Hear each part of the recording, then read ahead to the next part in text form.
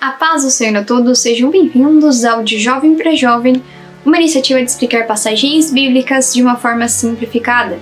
Se você não é jovem, mas gostaria de saber mais sobre a Palavra de Deus, você é muito bem-vindo aqui. Hoje falaremos sobre Ministério de Pais e Filhos.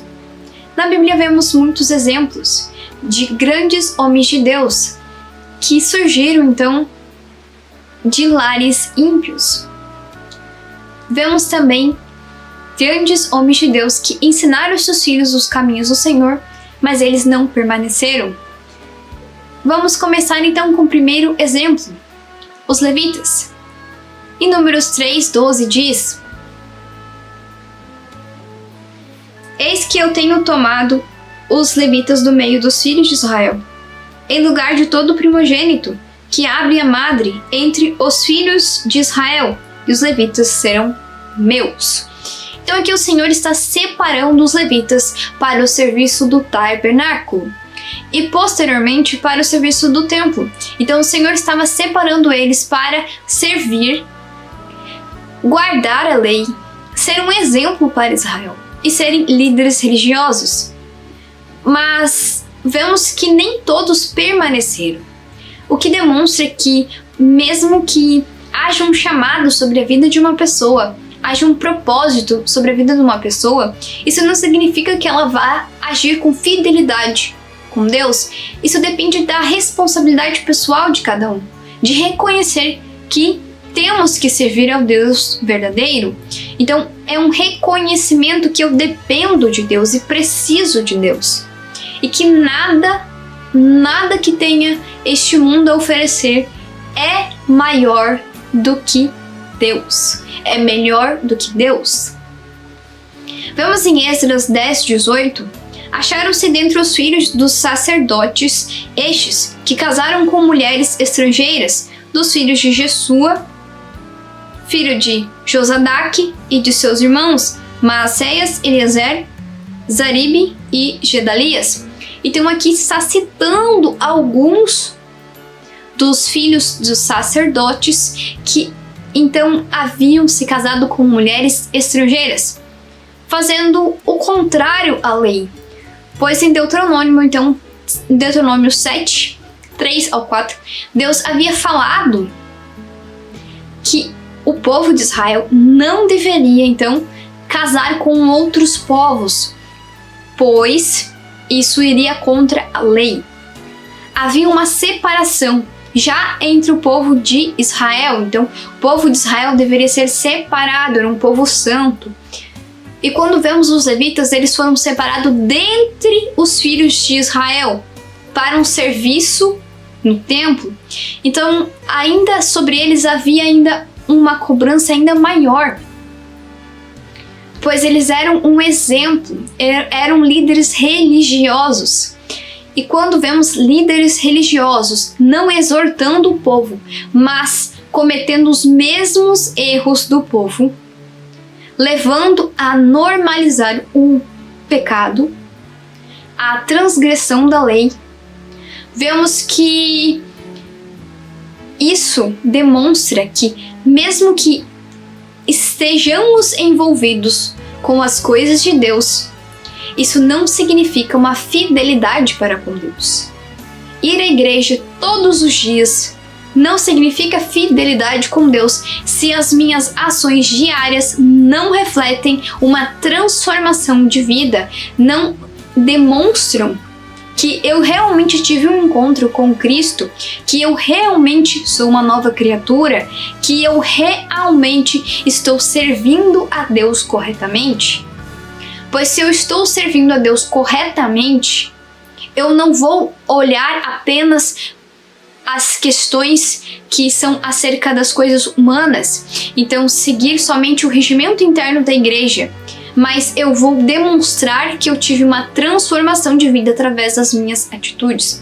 Então vemos que mesmo que haja um chamado, um propósito sobre a vida de uma pessoa, nem sempre ela vai agir então de forma fiel para com Deus. Há uma responsabilidade pessoal de tomar a decisão de que, mesmo que todos estejam fazendo o que é errado, eu não farei, porque eu quero servir a Deus corretamente.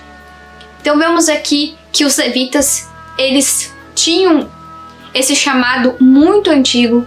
Então até chegar em Esdras já havia passado muitos anos e eles se perverteram e foram fazer exatamente o que os demais do povo de Israel estavam fazendo. Então, vemos que ter chamado não inibe a pessoa de cair em pecado, de transgredir a lei de Deus. A pessoa tem que estar mais próxima de Deus para estar longe do pecado. Vemos que aqueles que eram chamados a ser líderes acabaram, então, se desviando. O segundo exemplo, então, é sobre o profeta Samuel, um grande homem de Deus. Em 1 Samuel 8, 1-3 diz: Tendo Samuel envelhecido, constituiu seus filhos por juízes sobre Israel. O primogênito chamava-se Joel, e o segundo Abias, e foram juízes em Berseba. Porém, seus filhos não andaram pelos caminhos dele, antes se inclinaram à avareza e aceitaram subornos e perverteram o direito. Samuel, então, ele foi um grande homem de Deus. A sua mãe Ana clamou a Deus por um filho e entregou ele ao serviço do Senhor, para que servisse ao Senhor. Então, o começo da vida de Samuel já foi totalmente inclinado a Deus. Vemos que ele passa aquilo que era o seu trabalho para Deus, então julgar o povo, passa o julgamento nas mãos dos seus filhos, porém eles não andavam nos caminhos do Senhor, eles se inclinavam à avareza, aceitavam os subornos e perverteram o direito. Então eles não eram homens de Deus, apesar do seu pai ser. Eles não seguiram então o exemplo do seu pai. Vemos que, mesmo que haja um bom exemplo em casa, a pessoa escolherá o caminho que irá seguir. Será o caminho do Senhor, assim como o seu pai, ou não? Vemos que também ele era um profeta e um juiz. Ele passa para os seus filhos para que se tornem juízes.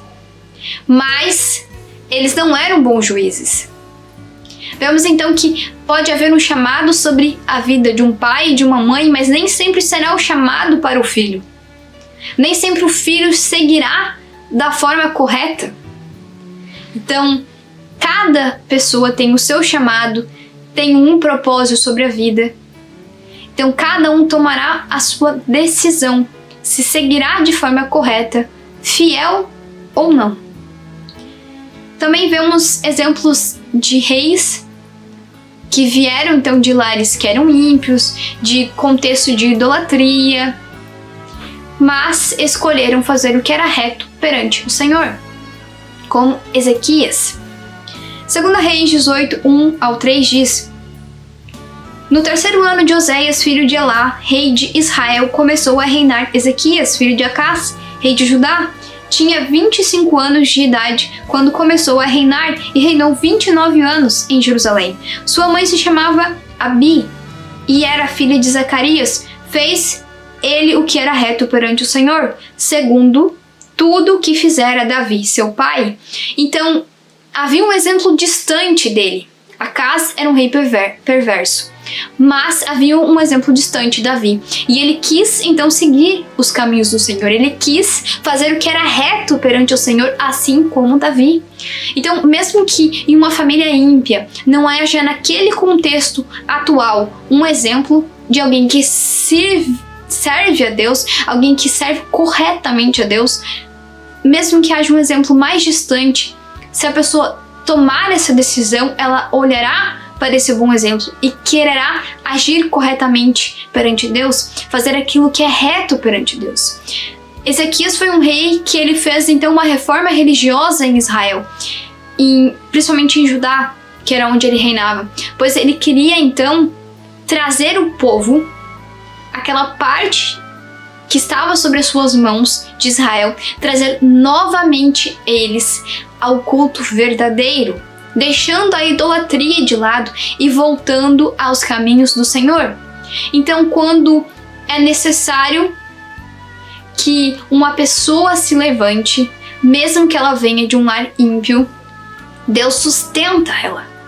Então, mesmo que a pessoa está hoje lutando sozinha, indo à igreja sozinha, ela não tem os pais ao lado dela, ela não tem outros familiares ao lado dela, ela está sozinha, orando, batalhando para que a família venha para os caminhos do Senhor, vale a pena continuar. Vemos esse exemplo de um homem que era um rei, se levantou para fazer uma reforma religiosa, pois queria então trazer o povo de Judá aos caminhos do Senhor. Então ele queria trazer uma grande multidão de pessoas para servir a Deus corretamente. E quantas pessoas que têm esse desejo de ver os filhos, de ver os netos, alguns de ver o cônjuge nos caminhos do Senhor. Então, o que podemos perceber é que devemos perseverar por aqueles que ainda não foram alcançados por esse desejo de seguir a Deus corretamente. Vemos que há outros exemplos, como em 1 Reis 15:11. Asa fez o que era reto perante o Senhor, como Davi, seu pai. Vemos também mais adiante, no versículo 13, e até a Maca, sua mãe, depôs da dignidade de rainha-mãe, porquanto ela havia feito ao poste ídolo uma abominável imagem, pois Asa destruiu essa imagem e a queimou no vale de Cedron. Então, enquanto Asa era neto de Roboão, então de um rei idólatra que não servia ao Senhor, que fazia o que era mal perante o Senhor, ele resolveu seguir nos caminhos do Senhor, inclusive até tirando o título de rainha-mãe da sua própria mãe, pois ela havia feito uma imagem abominável. Então ele realmente quis seguir os caminhos do Senhor. Então temos aqui dois exemplos de pessoas que vieram de lares que não eram então de seguir ao Senhor, lares onde seus pais serviam ao Senhor corretamente, mas eles atentaram o coração, inclinaram o coração ao Senhor. E o que aprendemos com isso então?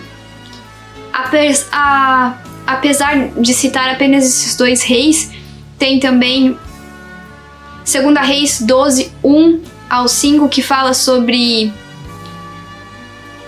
Joás, tem 2 Reis 22:1-6, que fala sobre Josias. Então houve outros reis que também tentaram trazer o povo novamente para servir ao Senhor. Então houve outros reis que vieram de lares que não eram totalmente inclinados ao Senhor, eram lares que misturavam culto ao Senhor, mas ao mesmo tempo acendiam incenso a imagens de escultura, adoravam a divindade de outros povos. Então havia uma mistura durante esses períodos de adoração, Israel dividida.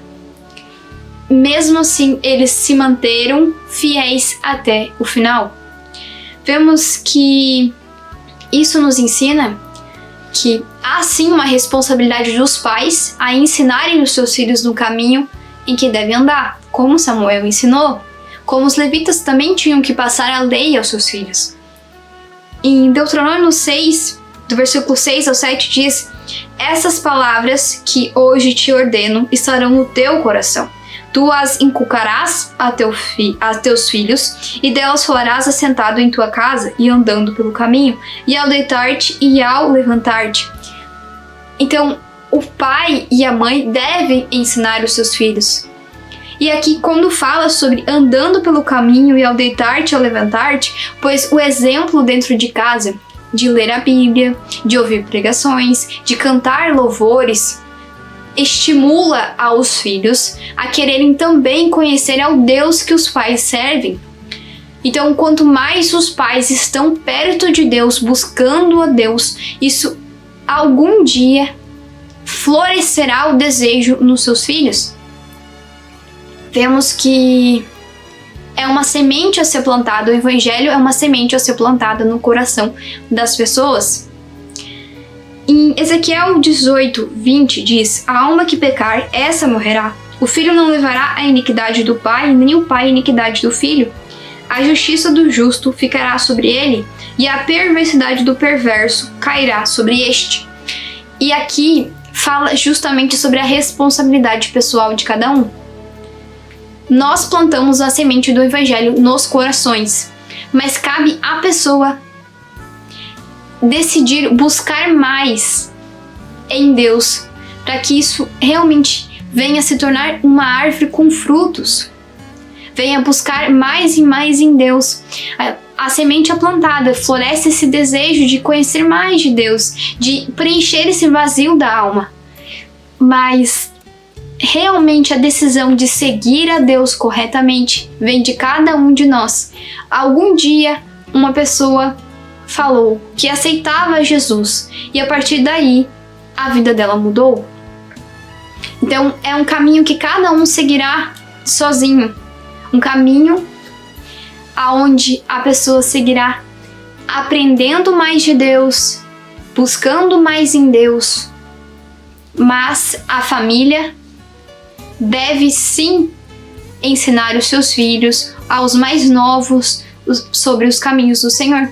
É uma missão, então, que foi dada a todos que são mais velhos, então não só aos pais, aos avós, mas também a todo aquele que pode ser um bom exemplo para os mais novos, para que eles venham para Cristo.